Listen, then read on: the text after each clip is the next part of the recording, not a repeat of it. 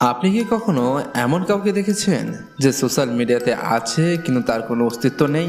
না কোনো সেলফি, না স্টোরি, না নিজের ছবি, না প্রতিটা মুহূর্ত শেয়ার করার তারা।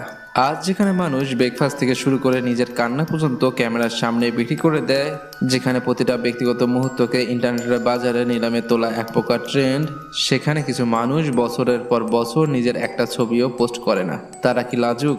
তারা কি সামাজিকভাবে পিছিয়ে পড়া? নাকি এর পিছনে লুকিয়ে আছে মানুষের অবচেতন মনের এমন এক গভীর সাইকোলজি যেটা সাধারণ মানুষের বোঝার বাইরে? কারণ সত্যি বলতে মানুষের কোনো আচরণই কখনো র্যান্ডম বা উদ্দেশ্যহীন হয় না। আর যারা সবচেয়ে বেশি চুপ থাকে তাদের নীরবতার চিৎকার সবচেয়ে তীব্র হয়।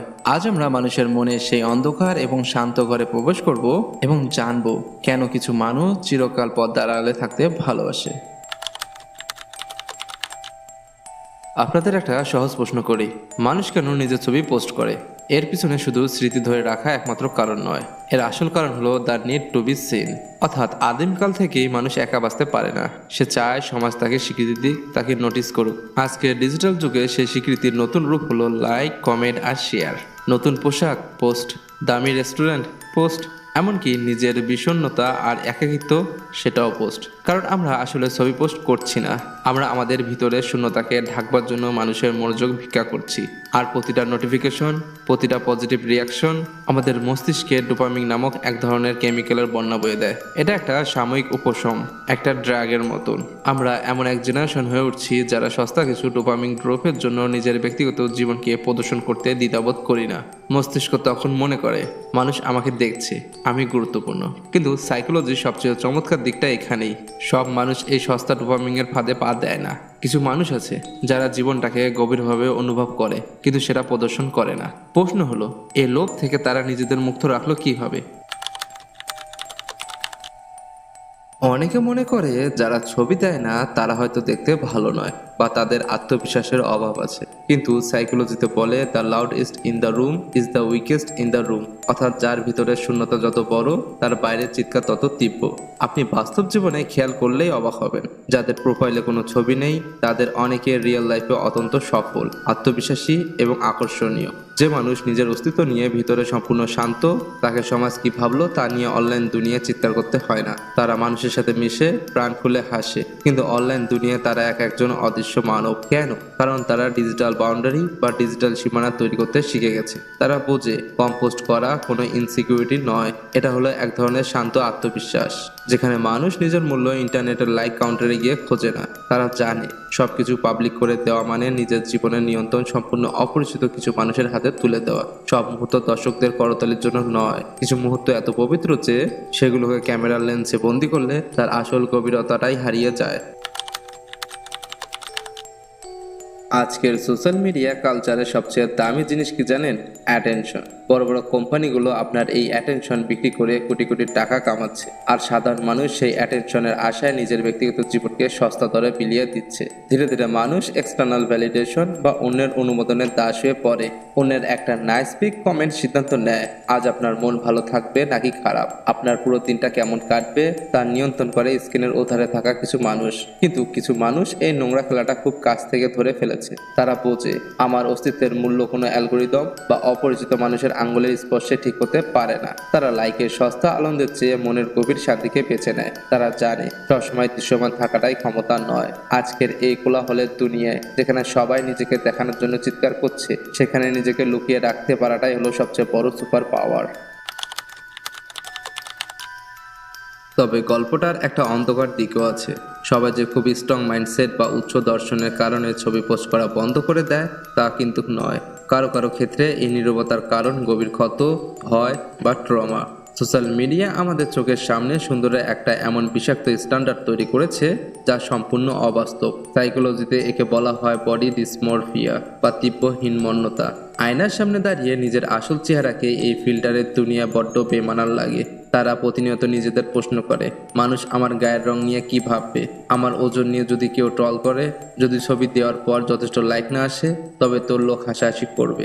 এই মানুষগুলো অসামাজিক নয়, এরা আসলে প্রতিনিয়ত মানুষের জাজমেন্ট আর বডি শেমিংয়ের ভয়ে ক্ষতবিক্ষত হওয়া কিছু মন। তারা নিজেকে আড়াল করার মাঝেই একমাত্র নিরাপত্তা খুঁজে পায়। তাই বাইরে থেকে দেখতে দুই মানুষের প্রোফাইল একই রকম লাগতে পারে, দুজনেরই কোনো ছবি নেই, কিন্তু ভিতরে একজন নিজের শান্তিতে মুক্ত আছে আর অন্যজন নিজের ভিতরের ভয়ে বন্দী হয়ে আছে। আপনি কি জানেন ডার্ক হর্স কাদের বলা হয়?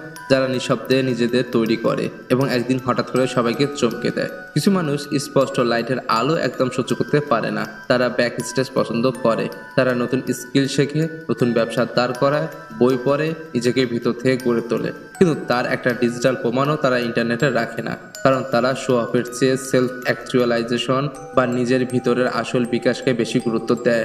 তারা ক্যামেরার ট্রাইপডে ফিট করার চেয়ে সেই মুহূর্তটাকে চোখের ক্যামেরায় বন্দি করতে বেশি ভালোবাসে। সমাজ এই মানুষদের অসামাজিক বা অদ্ভুত বলে ভুল বোঝে, কারণ পৃথিবী মনে করে যা স্ক্রিনে দেখা যায় না তার কোনো অস্তিত্ব নেই। কিন্তু সত্যিটা হলো, সবচেয়ে গভীর নদীগুলোর স্রোত কিন্তু একদম নিঃশব্দ হয়, সবচেয়ে বড় গ্রোথ কিন্তু আড়ালে হয়, ক্যামেরার ফ্ল্যাশের আলোয় নয়। সোশ্যাল মিডিয়া হলো একটা নিখুঁত মরীচিকা বা ডিজিটাল ইলিউশন। আজকের দিনে আমরা যা দেখি তা জীবন নয়, তা হলো জীবনের একটা নিখুঁত এডিটেড ট্রেলার। এখানে সবাই হাসছে, সবাই সফল, সবাই প্রতিনিয়ত ঘুরছে, কিন্তু এই নকল দুনিয়ার পিছনে লুকিয়ে থাকা বিষণ্ণতা, একাকিত্ব বা ডিপ্রেশনের গল্পগুলো কেউ পোস্ট করে না। সাধারণ মানুষ যখন প্রতিদিন এই নিখুঁত জীবনগুলো স্ক্রল করে দেখে, তখন তাদের অবচেতন মনে একটা বিষাক্ত তুলনার জন্ম হয়। আমরা বোকার মতো অন্যের সাজানো ট্রেলারের সাথে নিজের পুরো সিনেমার পিছনে স্ট্রাগলকে তুলনা করে বিষণ্ণতায় ভুগি। মনে হয় সবাই কত সুখী, শুধু আমার জীবনটাই বোধহয় নষ্ট। কিন্তু যারা ছবি পোস্ট করে না, তারা এই ভার্চুয়াল রিয়েলিটির মায়াটা ধরে ফেলেছে। তারা বোঝে যে ইন্টারনেটের এই কাচের ঘরে সবাই সুখী হওয়ার অভিনয় করছে মাত্র, তাই তারা এই ইঁদুর দৌড় থেকে নিজেকে চিরতরে সরিয়ে নিয়েছে। তারা পারফরমেন্সের চেয়ে রিয়েলিটিকে বেছে নিয়েছে। আসল সত্যটা কি জানেন? কোনো একটা নির্দিষ্ট ছকে এই মানুষগুলোকে বাঁধা সম্ভব নয়। কেউ নিজের গোপনীয়তাকে ভালোবাসে, কেউ মানুষের বিচার বা জাজমেন্টকে ভয় পায়, কেউ সস্তা অ্যাটেনশন ঘৃণা করে, আর কেউ হয়তো নিজের জীবনটাকে এতটাই মূল্যবান মনে করে যে সেটাকে সাধারণের প্রদর্শনী বানাতে চায় না। জীবনটা কোনো পাবলিক থিয়েটার নয় আরিয়ান, যেখানে প্রতিদিন টিকিট কেটে দর্শকদের মনোরঞ্জন করতে হবে। আমাদের সবচেয়ে সুন্দর মুহূর্তগুলো কোনো ক্যামেরায় ধরে রাখা যায় না, সেগুলো শুধু বুক ভরে বেছে নেওয়া যায়। তাই যারা সোশ্যাল মিডিয়ায় নিজের ছবি দেয় না, তারা অদ্ভুত নয়, তারা একাকী বা ভেঙে পড়া মানুষও নয়, তারা কেবল এই নকল দুনিয়ায় নিজেদের আসল রূপটা টিকিয়ে রাখতে পেরেছে। আজকের এই কোলাহলপূর্ণ পৃথিবীতে, যেখানে সবাই চিৎকার করে নিজের অস্তিত্ব জানান দিতে ব্যস্ত, সেখানে চুপচাপ থাকা মানুষগুলোই আসলে সবচেয়ে বেশি অর্থবহ। কম দেখা যাওয়া মানে কিন্তু হারিয়ে যাওয়া নয়। তাই পরের বার যখন এমন কোনো প্রোফাইল দেখবেন, তাকে উপহাস বা জাজ করবেন না। হয়তো সে লাজুক নয়, হয়তো সে ইনসিকিউরও নয়, হয়তো সে কেবল এটা বুঝে গেছে যে তার এই মূল্যবান জীবনটা কোনো পাবলিক থিয়েটার নয়। সব মানুষ স্ক্রিনের আলোয় সিন হতে চায় না, কিছু মানুষ এই অন্ধকারের শান্তিতে নিজের রিয়েল রূপটা বাঁচিয়ে রাখতে চায়। তাহলে শেষ করার আগে নিজেকে একবার প্রশ্ন করুন, আপনি কি সত্যি আপনার জীবনটা উপভোগ করছেন, নাকি শুধু অন্যকে দেখানোর জন্য ক্যামেরার সামনে নকল হাসছেন?